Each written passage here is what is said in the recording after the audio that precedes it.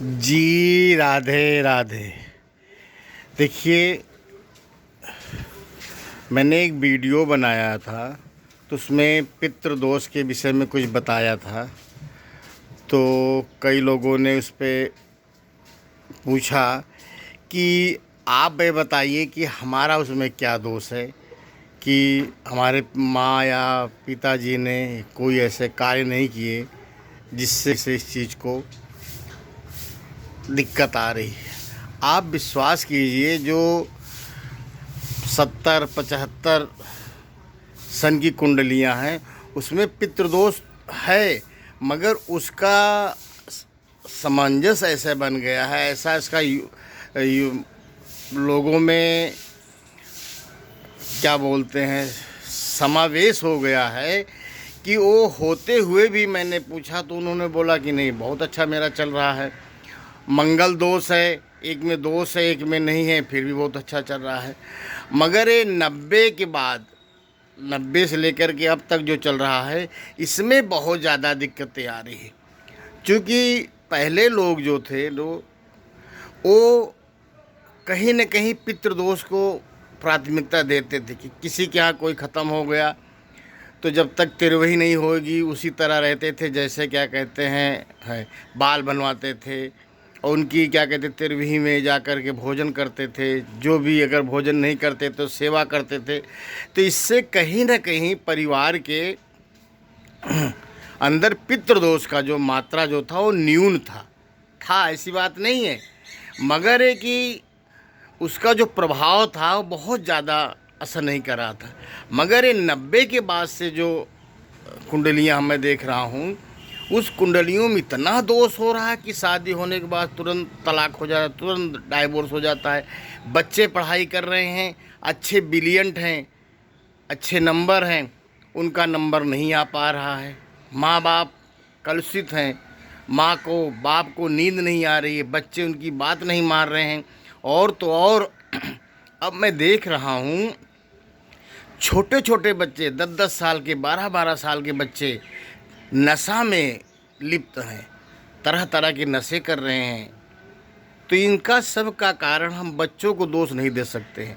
क्योंकि देखिए, बच्चे छोटे होते हैं, माँ बाप उनके बर्थडे में 20-20 लाख, 20-20 हज़ार, कम से कम 5,000 रुपये तो खर्चा करते ही हैं। मगर अगर वहीं पे उस बच्चे के जन्मदिन में कोई पाठ कराएं, कोई पूजा कराएं या कुछ नहीं है, अच्छा कुंडलियाँ सब लोग ने घर में बनवा रखी है, मगर दिखाने का उनका कोई मतलब ही नहीं है। कुंडली बना के रखा है और जब कहीं बहुत दिक्कत आती है तो कुंडली दिखाते हैं। अब इतना दोष है कि आचार्य जी लोग बताते हैं तो जो यजमान हैं, उनके माँ बाप हैं, वो मुँह पकड़ के बैठ जाते हैं कि अब इतना पैसे हम कहाँ खर्चा करें, हम बच्चे के कोचिंग में इतना पैसा दे रहे हैं, अब हम अनुष्ठान कैसे कराएं। तो इसको आप लोग ज़रा विशेष ध्यान दीजिए कि आप कितनी भी बड़ी कोचिंग लगवा लीजिए, कितना भी बर्थडे में उनके पैसा खर्चा कर दीजिए, उनको विदेश भेज दीजिए, फिर भी वो ब्लाइंड होके ही आएंगे उनके अंदर। क्योंकि जब तक हमारा पितृदोष नहीं होगा, जब तक हम जिस तरह से हमारे ब्रह्मा विष्णु महेश हैं, नवरात्र है, उसी तरह से आप देखिए नवरात्र में 9 दिन का स्थान दिया गया है, तो हमारे पितरों में भी 15 दिन का स्थान है। इसलिए पितृदोष की शांति बहुत ज़रूरी है। नहीं तो आप देखते जाओगे, बड़ी से बड़ी कोचिंग लगवाओगे, अच्छे से अच्छे स्कूल में पढ़ाओगे, मगर बच्चों का विकास नहीं होगा। बच्चे नशे की तरफ चले जाएंगे। और जब बच्चे, चूँकि माँ बाप की खेती बच्चे ही हैं, अगर बच्चे लायक नहीं होते तो जो बच्चे परेशान होते हैं वही फिर माँ बाप डिप्रेशन में आ जाते हैं। फिर माँ बाप को तरह तरह की बीमारी आने लगती है। अब आप कल्पनातीत करेंगे कि जो बीमारी पहले बड़े बड़े बिजनेसमैन को होती थी, शुगर, ब्लड प्रेशर, आज छोटे छोटे बच्चों को हो रहा है। और छोटे छोटे बच्चे पैदा होते ही चश्मा लगा रहे हैं। अब चश्मा का क्या मतलब है? जिस बच्चे का सूर्य कमज़ोर होगा वो स्वाभाविक है चश्मा लगाएगा। बच्चे गुस्से में आ रहे हैं, बच्चे लड़ाई कर देते हैं, बच्चे घर छोड़ के चले जा रहे हैं, ये सब किस चीज़ का प्रायश्चित है? तो ये प्रभु सब पितृदोष का प्रभाव है। पितृदोष अगर जब तक आप निवारण नहीं करेंगे, इसको आपने घर में, इसमें कुछ नहीं करना, कोई बहुत बड़ी तोप नहीं है कि पितृदोष हो गया तो हम क्या करें।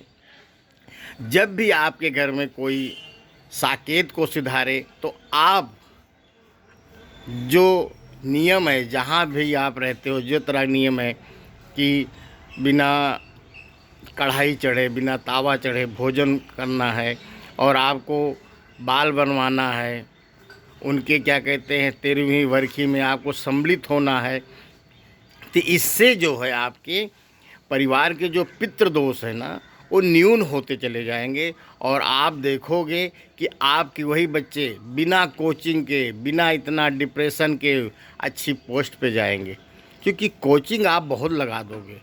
अब आपका शुगर बढ़ा हुआ है और आपको बहुत अच्छी मिठाई कोई ला के देगा तो आप उसको नहीं खाओगे, क्योंकि आपको अपनी सबसे बड़ी जान प्यारी है कि भाई मेरे शुगर है और मैं अगर खाऊंगा तो साकेत सिधार जाऊंगा। तो उसी तरह बच्चों का है।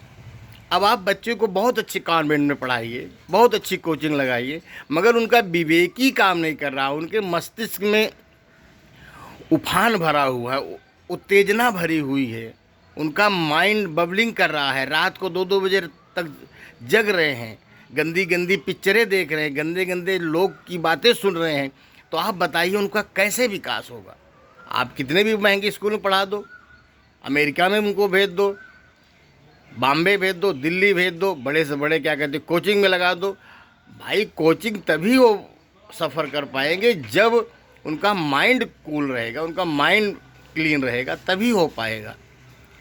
तो मैंने देखा, अब एक कुंडली, मैंने गांव गया था, अभी हमारे यहाँ कुछ ऐसा हो गया था, तो मैं गांव गया था, तो गांव में देखा कि 76 की कुंडली है, उसमें जो जातक है वो मांगलिक है और अच्छी पोस्ट पे है आर्मी में, और अभी सेवा मुक्त हो गया है।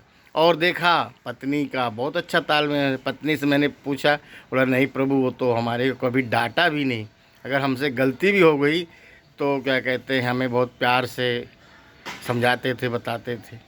मगर वहीं बच्चे उनके इतने डिप्रेशन में हैं कि मत पूछिए। और क्या कहते हैं, जब हमें जब फिर हमने विचार किया, बहुत शोध किया कि ऐसा क्या है कि 90 के बाद से इतना दोष आने लगा कि आज जो शादी हो रही हैं डाइवोर्स हो जा रहा है, कुछ न कुछ हो जा रहा है, सब कुछ हो जा रहा है, दिक्कतें आ रही हैं, परिवार में सामंजस्य नहीं बन रहा है। तो अच्छा, दूसरी बात है, इसका भी बहुत बड़ा असर है, जो हम एक पंथ के परिवेश में आ गए हैं। देखिए, पंथ में आना कोई बुरी बात नहीं है, मगर वहाँ पे पंथ में अगर आप चले जाते हो तो आपका पितृ को कुछ मिलता नहीं, क्योंकि पंथों में क्या है वो इस चीज़ को मानते नहीं। हमारे समाज में क्या है, जो जिसका है 10 दिन 12 दिन उस समाज को मानते हैं कि जो आत्मा गई है साकेत, उस आत्मा को हम पूजा करते हैं, जल देते हैं, फिर नाई आता है, हम बाल छिलवाते हैं, फिर हमारे यहाँ कढ़ाई चढ़ती है, फिर बरखी होती है, 13वीं होती है, समझे, श्राद्ध होता है। तो इस सब से क्या है, हमारे जो पितृ हैं, जो हमारे बीच की आत्मा गई है ना, उसको रिलीफ मिलता है, और वो जो है अपना जो अंश है वो अंश को ग्रहण करती है। तो हमारे जीवन में फिर वही जाके आत्मा हमारे पितृदेव बनते हैं। जब पितृदेव बनते हैं तो हमारे घर का विकास करते हैं। तो इसलिए आप लोग से यही मेरी प्रार्थना है कि आप लोग श्रावण में, अधिक मास में और पितृ अमावस्या में या पितृपक्ष में अधिक से अधिक आप अपने पितरों को जो भी हो सके, अगर आप संपन्न हैं तो पितृज्ञात्री करवाएं, अनुष्ठान करवाएं, सुयोग ब्राह्मण को बुलाकर उनको दान दें और अपने बंधु बांधवों को भोजन कराएं। तो आपके पितृदोष में न्यूनता आएगी। और आपके वही बच्चे जो बड़ी बड़ी कोचिंग में आप भेज रहे हो, 2-2 लाख रुपए दे रहे हैं। मैं तो ऐसे कई बच्चों को देखा, कई उनके माँ बाप को देखा, कितना पैसा दे दिया कोचिंग में कि खुद बेचारे दाल रोटी खा रहे हैं। आशा है और बाद में वही रिजल्ट आता है, नहीं भाई हो नहीं पाया, फिर माँ बाप डिप्रेशन में आ जा रहे हैं। तो मेरा आप लोगों से यही अनुरोध है कि सबसे पहले आप जिस पात्र में, अब छोटी सी कहानी बताता हूँ। गौतम बुद्ध जी के पास एक मनुष्य आया, उसने बोला मुझे ज्ञान दो, बोला कल आना। जब कल आया हो तो उसको क्या कहते हैं, गंदे गिलास में जल पिला दिया। तो बोला प्रभु आप इतने बड़े महात्मा होकर गंदे गिलास में जल पिला रहे हो? तो बोला इसलिए मैं पिला रहा हूँ कि आप अभी खुद पवित्र नहीं हुए, आपको ज्ञान कैसे दे। तो प्रभु देखिए, बच्चों को आप कॉन्वेंट में पढ़ाएं, चाहे बड़ी से बड़ी कोचिंग में पढ़ाएं, जब तक उनका दिमाग क्लीन नहीं होगा, कूल नहीं होगा, संस्कार नहीं बनेगा। अब मैं देखता हूँ माँ बाप की बात नहीं मान रहे हैं, माँ बाप से लड़ रहे हैं, तो आप बताइए क्या देश का उद्धार करेंगे? वो इतनी बड़ी पोस्ट कहाँ से पाएंगे? जो अपने माँ बाप को संतुष्ट नहीं कर सकते हैं तो एक समूह को संतुष्ट कैसे करेंगे? तो इस पर आप लोग ध्यान दीजिए और खुद और अपने बच्चों को सतमार्ग पर, सत धर्म पे ले आइए। जी राधे राधे।